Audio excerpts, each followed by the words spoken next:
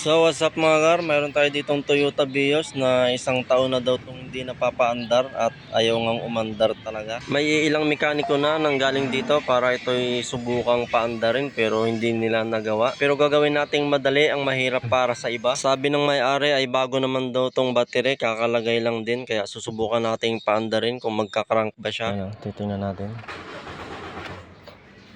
Ayun, ayaw umandar.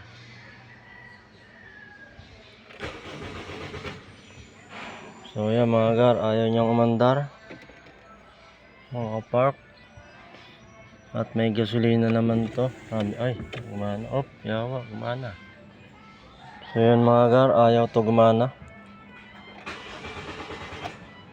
Pero mayroon siyang redondo.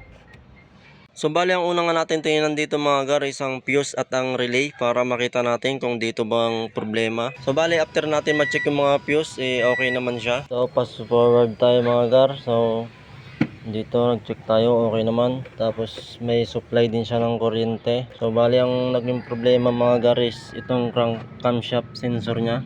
Chinek natin yan mga gar, ito na ano na natin yan, nalinisan na natin. Mabilis lang naman yan, ano yun. Pinas forward na natin mga gar dahil marami tayong wala tayong taga video, kaya pinas forward na natin to sa video. Hindi natin na video na, pero nilinis na natin yan. So dahil may supply naman siya mga gar. So ngayon titesting natin kung andar na ba to.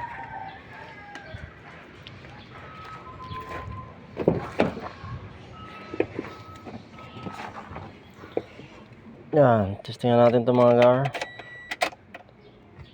Andar na.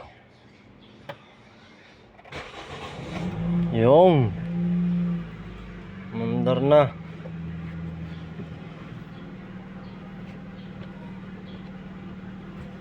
Yung mga gar, mandar na. So bali ang naging problema lang dito isang ating camshaft sensor mga gar, marumi. Nilinis lang natin at saka medyo naglulos yung kanyang socket. So bali inayos lang natin yun mga gar, medyo loose lang siya at saka madumi na rin, kaya nilinis natin yung mga gar. So yun, ganun lang ka basic.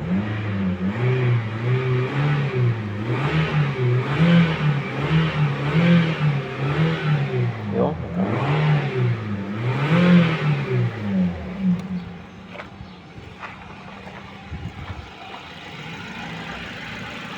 Oh, maandar na, ayos na.